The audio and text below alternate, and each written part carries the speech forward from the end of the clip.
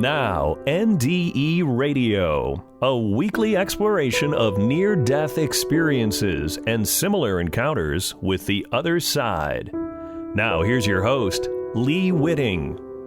Welcome to NDE Radio with Lee Witting.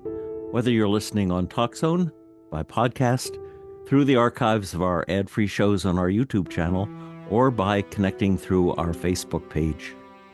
Since before the Enlightenment, there has been a growing struggle between the scientific and the faith-based understanding of things. One problem was the two viewpoints were looking through opposite ends of the telescope. Scientific investigation generally investigates the particular, from the parts of the atom to a polar bear's DNA, and tries to build verifiable theories from the observations, while faith looks at God and the big picture and tries to particularize and individualize from that. Science relies on verified replication of results from its experiments, while a mystical experience can seem to defy all the known rules of physics as a one-time event. How can these two ways of thinking ever be reconciled? Well, it's taken science a long time to begin to appreciate the seemingly illogical, but in the last century it began to take shape. One of the biggies was Einstein's explanation of how the speed of light, matter, and time were interrelated. The time could slow with speed, that tiny bits of matter could be converted to massive amounts of energy, are now considered scientific fact rather than mystical insight. And those discoveries can and have influenced religious faith. Or take the Bible story of creation. Until the 1950s, scientists generally believed the universe had always existed, until the Big Bang theory of creation paralleled the story of Genesis. Today's musings about quantum theory, dubbed spooky by Einstein, are even more profound in entangling science and faith today. They suggest that space may be an illusion and that consciousness may be universal. Which brings us to our guest, Alan Ross Hugenot. In 1970, Alan had a near-death experience which changed his perspective on everything. He has spent more than 40 years collating scientific studies of consciousness, survival, and the afterlife from many points of view, including NDEs, reincarnation studies, past life regression therapy, after-death communications, and the insights gained from quantum mechanics. He is the author of The Death Experience, What It Is Like When You Die. Alan, welcome to NDE Radio. Thank you very much, Lee. Glad to be here. Alan, perhaps we could begin by your telling us a little about your NDE and the impact it had on your life. Well, up until the NDE, I thought that the material reality was all there was. I'd been raised in the church, but, I still saw everything as physical. And after the NDE, I realized that the physical is an illusion and that the spirit is reality. The being in you call it spirit or consciousness, I guess you can call it. On the other side, when you're over there, you're more real than you are here in what we call reality. You have an expanded consciousness, and it's just more real. And everyone I've ever spoken to who's had a near-death experience and been to the other side says the same thing. It's more real over there than it is here. And so there I was as a young man in college studying physics, and it changed my whole perspective. Everyone else was inside the Newtonian box of Newtonian physics, materialism, and I was on both sides. I was learning to use all of the equations that we use for force and to understand matter and to engineer things, and yet I knew that this is not what's real. And so I have two realities, this one and the real one. One of the fascinating details of your book are the references to early statements from Egyptian history and from Buddhism that indicate there was a very early understanding of what we call virtual reality and even string theory. Is this evidence of an earlier sophisticated civilization that was later lost to history? I believe that that's probably so. I'm still researching in that area. I know that the library at Alexandria that was created by Alexander in about 336 AD, BC, and then from then on, was destroyed in about 391. It collected all the evidence, all of the knowledge in the world for about 700 years, and then we destroyed it. And we had the Dark Ages that set in, and most of the world became illiterate except for the priests. And a lot was lost. They knew about the precision of the equinox, the precession of the equinox. They knew all of that, and we didn't rediscover most of this, that the Earth was round. They had the circumference of the Earth figured out. All of that has been rediscovered, that they actually knew that. And we destroyed all that knowledge and didn't rediscover it until the 1700s. They knew all of that previously. And so what else did they know that we haven't yet rediscovered? We've done a lot with quantum electrodynamics, but what did they know that we're unaware of? That's a big question to me. They must have known a lot of things. And so I am studying that area still because Thoth Hermes 6,000 years ago in ancient Egypt said the universe is mental. And here we are today saying we believe now that the universe is made of consciousness. Isn't that the same thing? Certainly sounds like it to me. That's pretty amazing, isn't it? Yes, it is. Thoth Hermes also said everything's made of vibrations. Where are we at? Here's another one that I came on to the other day. When you take string theory and M theory, you'll come up with 11 dimensions fine with M theory. And if you subtract the first 3, that leaves 8 undiscerned dimensions. If you look at all the spiritual traditions, they talk about heaven or the other side. And each of the traditions has 7 levels with a God or supreme consciousness above that, which is the 8th dimension. There's the 8 missing dimensions. So those spiritual traditions thousands of years ago were talking about the 8 missing dimensions of string theory and M theory. Well, that's very interesting. Do you suppose the first one is that ghostly realm that seems to be attached to the Earth? Yes, that's probably the 4th dimension. All of it existing dark energy, which is 96% of the universe that we haven't yet discerned. So when we say we see 4% of the universe, which is light energy, and we say that we can see that and we can't see the rest of it, we haven't discerned it yet, and then we go and make the statement, but we know everything. If it isn't visible and can't see it, it doesn't exist, it's not matter. Wait a minute, there's 96% out there that we haven't discerned. There's a lot of room for those other dimensions. And that first dimension would be, as you say, very close to the Earth, where probably poltergeists hang out. When I was looking at your book, I couldn't help but think, when you were talking about the 96% that's dark energy, yet when we cross over, we talk about this amazing light that we see, what the relationship of dark energy to the spiritual light might be. You're wondering if the light that we see is in light energy. Yes, is that light, or is that just a mirror of the dark energy that we're talking about? I believe that the light exists in the dark energy, okay? We see it as light when we're over there. We're in an expanded consciousness. We see it, or we describe it that way. What we're really describing is an energy center that is very attractive and bright to us. But what are we really seeing? Because we don't see with visual eyes.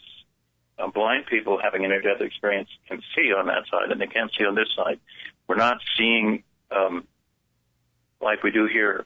Pen van Lommel, the cardiac surgeon from Holland who has studied near-death experiences involved with cardiac arrest for many years, he says that perception on that side is very different. It is you see from above and you see 360 degrees at the same time. It's not like we do here where our perception is used visually, eyes. So the perception over there sees the light as light, but is it really light energy? I believe it's dark energy. Now, that's just my theory, and I say believe with a heavy emphasis on I believe. That's what it may be. I am working on discovering how to put consciousness into our Newtonian box of Newtonian physics and expand it to include consciousness. I'm working very hard on that. I haven't got all that put together, and I talked to other people about it, other physicists. We're all working on it, those who happen to be on the paranormal side of the ledger. The other question that came to mind was, there's so much emphasis in the spiritual world on, especially in Buddhism, on living in the now. And when we're on the other side, are we living in the now, or are we universally aware of the past and possibly even the future? Time does not exist, and we know that from quantum physics, that time and space do not exist. They're illusions. But to put it into our minds so we can understand it, if you think about time as a circle, Einstein said a curve. I like to think of it as a circle. It goes around in a circle. For instance, what was here just before the Big Bang? Okay, if you define that, you say, well, I think God was here just before the Big Bang. Okay, what was here just before God? You keep going with this unending sequence of what was here just before that, what was here just before that. Time cannot have a beginning, because if time had a beginning, what was here just before that? Right. And time cannot have an ending, because what's going to happen right after that? So if you're going to be linear about it, it can't have a beginning or an end. It must be circular. Okay, on the other side, time ceases. All of the near-death experiencers will tell you time seemed to cease. It wasn't in effect. It wasn't there. Time, future, past are all at the same time. When you look at Alfred North Whitehead's process as the way things are, life is a process. It changes everything. Life is not just in a linear time. He talks about things like your future, you envision it, and the future works from back to you into the present now. That's time moving backwards. And we have some other signs. I can't remember the names right now. Just not coming to my mind. Who talk about this anticipatory thing where time works backwards, and they can show through experimentation that time actually does work backwards in anticipation of things. And so time does not just go in the one direction. We've always seen this one arrow of time from the past to the future. On the other side, there is no difference between past, future, and present. And it is what the Buddhists talk about, living in the now. Mm. The future, the afterlife is now. That's a tough one to figure out, but it's really that way. It is, and it also raises questions about free will and Calvinist predestination. Yes. It's hard to think if we're following a path that has a destiny that we're predestined to accomplish, how can we have free will? And again, time is an illusion, but let's suppose we have free will to choose to do the right thing or the wrong thing. There are only two choices, right and wrong, okay? So we choose to do the wrong thing, we'll get another chance to choose the right thing until we finally choose the right thing. So we can expand time all we want. We can have maybe many lifetimes. I don't want to say yes or no there. I just want to say maybe many lifetimes. Or we have levels that we advance in, and we make progress after we leave this life, and in the afterlife we make progress. But we have the free will to waste our time, if you can see it that way. Mm.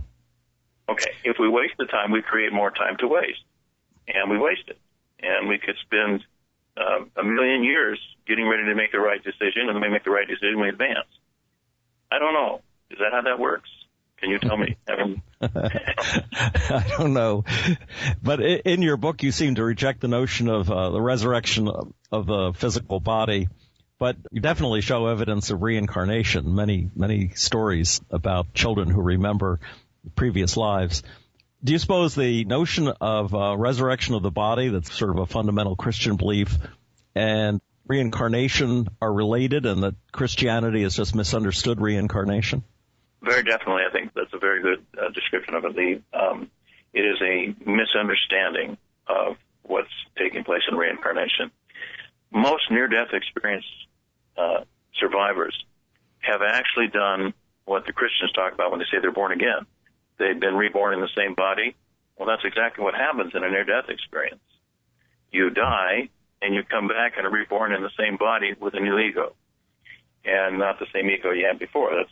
That's why the change in ego is what P.H. Atwater calls the brain shift. And you're a different person, and yet your family thinks you're the same person. And often they go through divorces and all kinds of things because the near-death survivor does, because they're not the same person. They're not the same ego. They're the same soul, different ego. And they're back in the same body. And that's what they're saying, they want to be born again Christian. They want to be reborn again as a new person in the same body. Well, that's what near-death experience is. I think all of that and Jesus' resurrection, all of that is a misinterpretation of the near-death experience being interpreted by people who were maybe writing the scriptures who maybe hadn't had the NDE and were trying to define it and trying to put it into words. And all of us NDE survivors have very great difficulty putting it into words because words talk about things here in space, time and space, and we're talking about consciousness outside of time and space, and it's very difficult for us to put it into words. So, of course, it gets misinterpreted into the scriptures because everyone sees it slightly differently, and we each say it in different ways when we get back because it's indescribable. Trying to describe the indescribable, you will have scriptures that don't agree. And that's what we have religious wars about. Mm. But, of course, a lot of the religious writings probably did come from a mystical experience of one form or another, and they should be reconcilable. I don't know if that's failed because of the politics that get to be involved in religion or whether it's just a human misunderstanding. I think it's a little bit of both, human misunderstanding, and the other one is the egos get in there. If I'm right, you're wrong. And that's, and especially when someone isn't quite sure, they will defend it vehemently, whatever they're not quite sure about, because that makes them feel more sure. So anytime somebody doesn't believe something, they'll try to convince everyone else. If they believe it, they know it, then you don't have to convince anybody, you know. Okay. So, to change the direction slightly, how would you explain quantum theory reflecting a universal consciousness? Okay, quantum theory brings us down to what's a quark made out of, and it's just a spin. It's just it's really just a thought. It's just a piece of consciousness. And when you take consciousness and make the universe conscious, and the basic building block in particle physics is consciousness, or the idea, or the knowledge that is there. Consciousness explains everything beautifully. Every one of our paranormal situations, or what they call paranormal, I call paranormal normal, and I call not having paranormal the paranormal. Not believing in the paranormal is not normal. That's what I'm trying to say there. When you do that, and use consciousness as a basic building block, all of the supposedly contradictory theories and things that we have dovetail together and become one theory. And they're always looking for a theory of everything, and they're always trying to find that theory of everything. And they apparently, because they're stuck in the Newtonian box, they want to do that without consciousness. Well, the theory of everything involves consciousness, and once you allow consciousness to be the theory of everything, all the other theories make sense. Everything makes sense. You can make sense of time, not make sense of time being only an illusion. You can put it all together when you get consciousness. I like to look at it this way. Let's go back to the Big Bang, and let's talk about the quantum physics of the state vector collapse. In quantum physics, we have Schrodinger's wave theory that everything is potential. Everything is what might exist out there. It's a potential. You have the wave function. Everything is potential. It's a million different potentialities. And whenever we have the observer come in and make a measurement to see something, then the state vector collapse causes reality to come into existence. Okay? And when that happens, it requires an observer. Now go back to the Big Bang. Who observed that? You can't have the state vector collapse that caused the Big Bang until there's an observer. There has to be a consciousness there looking at that. Right. Otherwise, the observer principle isn't true. Quantum physics isn't true. You have to have an observer to observe to create the state vector collapse that caused the Big Bang. So you must have consciousness in existence prior to the rest of everything. Consciousness is the basic building block. It's about that simple.